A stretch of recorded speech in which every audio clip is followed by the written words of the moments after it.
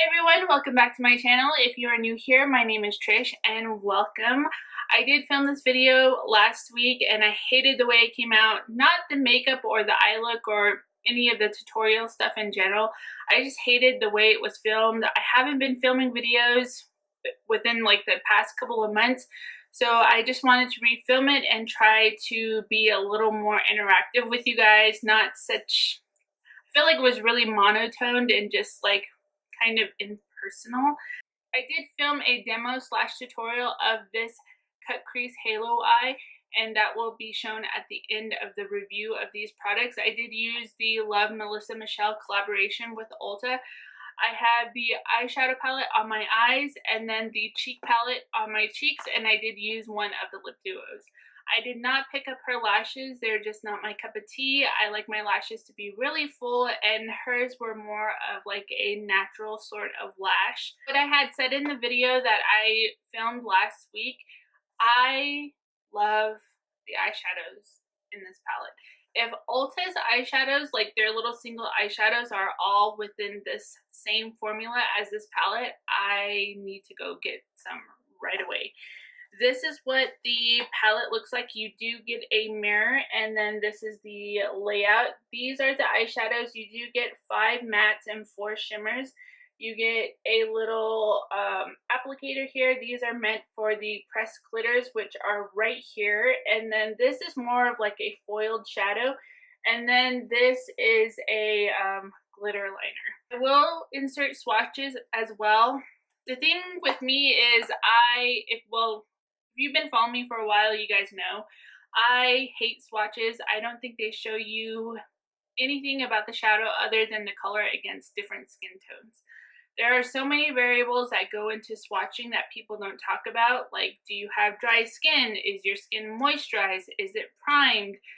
What is the pressure like when your finger is dipping into the product? What is your pressure like when you're doing your swatches? There's just so many things that you cannot control within your swatches, so I really don't think they show anything about what the shadow is going to be like on your eyes. That's why I'm filming a demo, so that you guys can see for yourself what the pigmentation looks like, how the shadows blend out, and if there are any inconsistencies with any of the shadows in this palette. I really enjoyed filming this demo for you guys. I love the shadows in this palette. They have a very mauve sort of look to them. It's more of like a berry mauve sort of palette. These matte shades are so soft. They do have quite a bit of kick up, so if that is something that you do not like for your palettes, like if it's something like you're really rough with your shadows, or you don't like the fact that the shadows get all over the palettes, this is probably going to do that for you. I did use these 2 shimmers, and they do have like a lot of loose glitter and like reflex in them. So when you dip your brush into them, they do have a lot of kick up as well. I wouldn't say that they're like a foiled, like a smooth foiled shadow. They're more of like a flaky kind of, it's not a pressed glitter, but it does have a couple of flakes in it, and I find that when you use your brush, going in and kind of tapping in and then swishing your brush back and forth, that picks up the most product. And then what I like to do with all of my shimmers that I use is I like to spray it with a little bit of a setting spray just to give it that foiled look, also to minimize the fallout that you get with some shimmer shadows, because a lot of the loose reflex in these shadows will end up on your cheeks. If you are a person that does your foundation first and your face, that's something to take into consideration. But I really love all of these shadows. I did use this for my brow bone highlight. I used Boo Bear 100% and Florida in my crease, and then I used Oi on the inner and outer corners and to kind of create my halo eye. I wanted the look to have a little more depth, so I did go in with a single shadow from Wet n Wild called Panther. It's just a black matte shadow, and I used that to deepen up Oi in the inner and outer corners. What I have on the center of my lids is Bestie. It's this kind of cool tone taupe purple sort of shade, and then I used Hey Guys on my inner corners. I did happen to use one of the pressed glitters. I used Manifest. I just used it on my middle finger and then I tapped it over the center part of my lid just to give it a little more dimension and a little more shine. The shadows perform amazing, and the palette retails right now for $20. That's the regular retail price of the palette. In my opinion, I think you are getting your money's worth. Shadows just killed it for me in this palette. I really love the way they blend out, the pigmentation. They're really easy to work with. And for the most part, the matte shadows, I did not have any fallout on my face. I feel like if there's nothing else that you want in this collection, this is something that I would pick up. I'm really happy I picked up this product. I can't wait to create different looks for you guys, because this is my favorite out of all the things in the collection. She also came out with a face palette, and this is what it looks like. It's in the same kind of packaging as the eyeshadow palette, and it does say face, or it says cheek palette right here. It comes with 2 blushes and 2 highlighters. The blushes are matte, which is something that I appreciate. I don't really like illuminating blushes because they can tend to emphasize texture, which I have a little bit of texture on my cheeks, like bigger pores, and I don't want those to be highlighted. So I'm really happy that she incorporated 2 matte blushes into this collection. Mahal is actually a blush that she had in her previous collection with Ulta in her palette. I do have that palette. I have not tried it out yet, but I really love this blush. It's like a mauvey, it's just like a mauvey, nice, neutral blush color. And then she came out with this new blush called Maganda. In her announcement video, she did say that Maganda is a lighter sister of Mahal. I would say that this is more of a peachy pink, whereas Mahal is more of a mauve sort of color. Palette also comes with 2 highlighters, which is Lawns and Bubs. Lawns has more of a pinky tone to it, and Bubs has more of a golden tone to it. Bubs is sort of, it's a little more on the darker side, so if you are from anywhere from medium to medium tan skin to tan skin, that's something that you'll be able to use in this palette.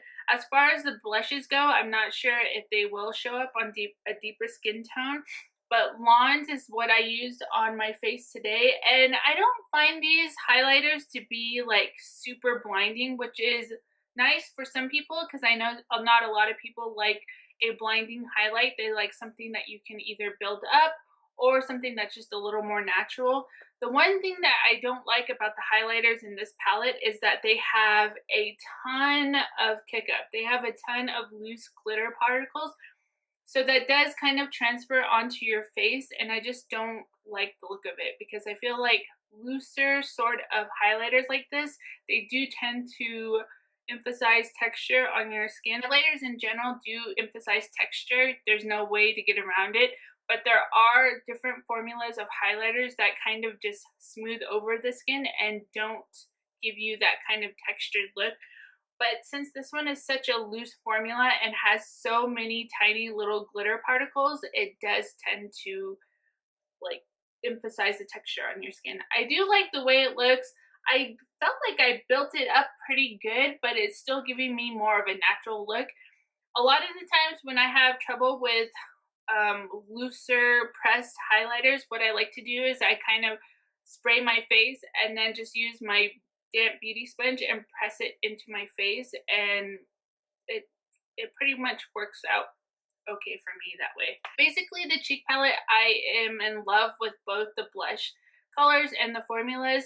The highlighters leave a little bit to be desired. The last thing I'm going to talk about are the lip duos. She did come out with 2 lip duos.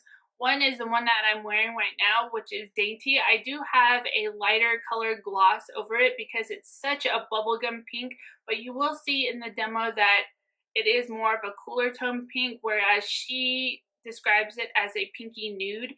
It's just not something that I personally like for my skin tone, so that's why I put the gloss over it. But the formula of these lip pencils, first let me talk about the lip liners.